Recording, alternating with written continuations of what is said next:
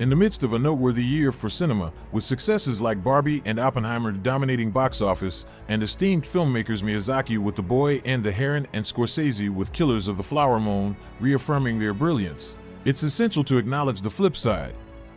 Notwithstanding the cinematic triumphs, we couldn't escape the clutches of cinematic letdowns, and we're not just pointing fingers at the Marvel movie factory. Narrowing down the list to the year's 10 worst movies was a challenging task, given the overwhelming number of disappointments audiences endured. So much so that recent releases like Apple TV Plus' The Family Plan, starring Mark Wahlberg, and Netflix's Zack Snyder's space opera Rebel Moon, Part 1, A Child of Fire narrowly avoided inclusion. Yet, these films were a notch above the uninspired movies we're about to dissect, those regrettable cinematic ventures that not only squandered people's time but also left wallets lighter in the process. So we're diving deep into the cinematic abyss to uncover the 10 worst movies of the year. Number 10. 65. One would expect sheer cinematic brilliance when Adam Driver takes center stage as a renegade space explorer battling dinosaurs under the direction of the creative minds behind A Quiet Place and the seasoned production of Sam Raimi. The prospect of an uproarious adventure was high, but alas, the reality was a profound letdown. Instead of an exhilarating joyride, audiences found themselves trudging through the depths of Earth's prehistoric era, 65 million years ago. This misadventure played out like a feeble sci-fi imitation of The Last of Us, with Driver navigating a young girl named Koa through a desolate hellscape devoid of the promised thrills and chills. Number 9. Ant-Man and the Wasp. Once upon a time, Marvel movies were met with fervent anticipation, but those days seem to be firmly in the past. The advent of Marvel Cinematic Universe's Phase 5 has ushered in a string of disappointments, and the descent into mediocrity began with Ant-Man and the Wasp: Quantumania.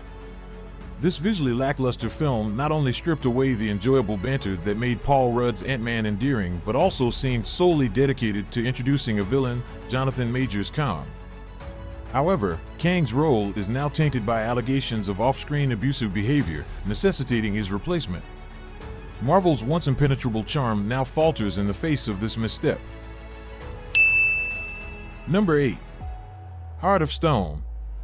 In its pursuit of an action-packed franchise, Netflix has stumbled from one disappointment to another.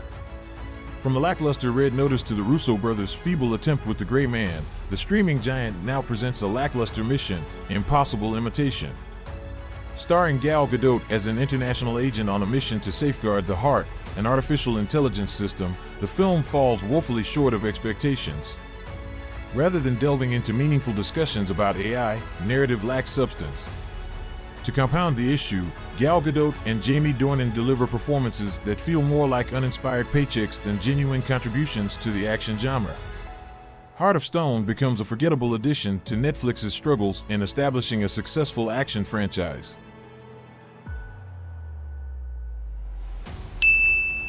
Number 7. The Exorcist: Believer.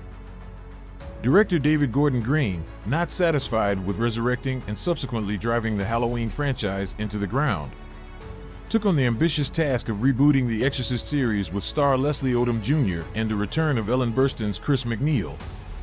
In stark contrast to the moderately exciting first chapter of his Halloween series, this Exorcist installment disappoints right from the start. Critic David Fear aptly captures the essence of the failure, stating, "You simply won't believe how The Exorcist: Believer manages to get virtually nothing right about this whole endeavor." From a lackluster jump scares to the absence of supernatural dread, the film fails to capture the essence of the original. It falters in conveying the subtext of a world on the brink, ready for otherworldly evil.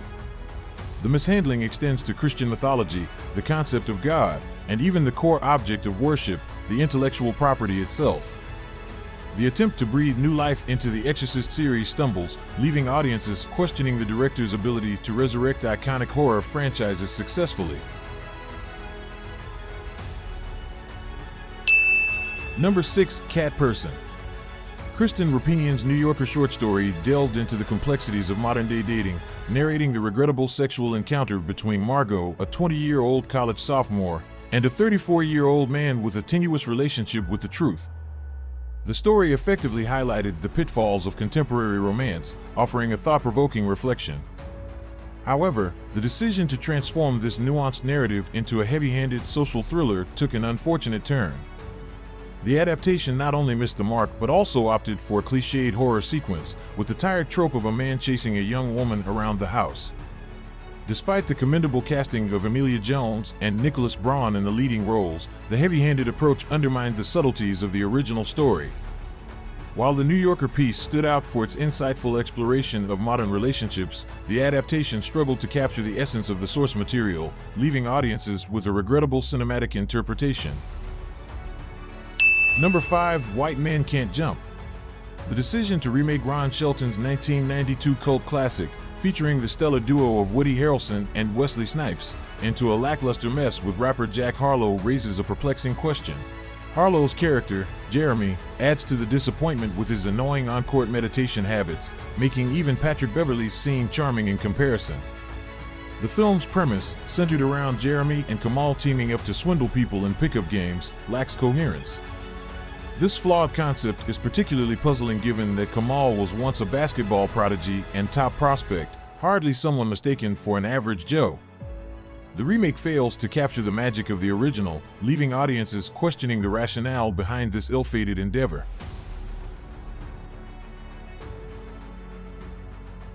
Number 4. Ghosted. Chris Evans and Ana de Armas, known for their exceptional talent and charm, find themselves trapped in a lackluster action rom-com. Evans plays a DC honey farmer who, after a chance encounter at a farmer's market, discovers that de Armas' character is a deadly CIA operative known as the Taxman. Despite the promising premise, the ensuing mission turns out to be a colossal bore, riddled with mind-numbing action sequences. The plot involves de Armas repeatedly saving Evans' character, who, in turn, learns to man up. Unfortunately, the film fails to ignite any sparks between the two leads, leaving audiences yearning for chemistry in a story that ultimately falls flat. Number 3. You People. Kenya Barris, the creator of Black-ish, his contemporaries' take on the Guess Who's Coming to Dinner interracial relationship formula falls flat, failing to elicit a single laugh. Despite a star-studded cast, including talented comedians like Eddie Murphy, Jonah Hill, Julia Louis-Dreyfus, Sam Jay, and Rhea Perlman, the film is marred by its sitcom-like editing and grating interstitials. The confusion persists as the film struggles to define its genre, vacillating between rom-com and sitcom elements. Even the supposedly climactic kiss at the end between Jonah Hill and Lauren London is done with CGI, adding to the overall perplexity. Unsettlingly, the narrative introduces unchallenged anti-Semitic conspiracy theories, perpetuating myths such as Jews controlling the slave trade. To top it off, the inclusion of Andrew Schultz, known for his lackluster stand-up, further contributes to the film's overall comedic failure. Number 2. Anna Nicole Smith, You Don't Know Me. In a landscape saturated with documentaries seeking to reframe troubled pop culture figures as victims of tabloid culture, Ursula Macfarlane's Netflix documentary on the late Anna Nicole Smith takes a different, and arguably more unsavory, approach. In contrast to films like Amy and Framing Britney Spears that aim to humanize their subjects, Macfarlane's documentary falls short. Rather than offering a nuanced exploration of Anna Nicole Smith's trials, the documentary leans into sensationalism, presenting a shockingly low opinion of its subject. Focusing solely on Smith's scandals, it neglects to portray her as a multifaceted individual, thereby committing the very act it seemingly intends to condemn. The result is a work that borders on exploitative voyeurism, offering little depth and failing to contribute meaningfully to the understanding of its complex subject. And number 1 of the list is Winnie the Pooh, Blood and Honey. In January 2022, A.A. Milne's timeless 1926 book Winnie the Pooh entered the public domain, opening the door for anyone to adapt it into a film. Director Reese Waterfield seized this opportunity, crafting a slasher flick that transforms Pooh and Piglet into bloodthirsty murderers, terrorizing college women and even Christopher Robin. Shot in just 10 days with a modest $100,000 budget, the result is an unimaginative descent into torture porn schlock that feels more like a mundane student film than a creative endeavor. This adaptation raises eyebrows as it appears to be more of a vulturine exploitation of intellectual property for shock value rather than a thoughtful cinematic pursuit.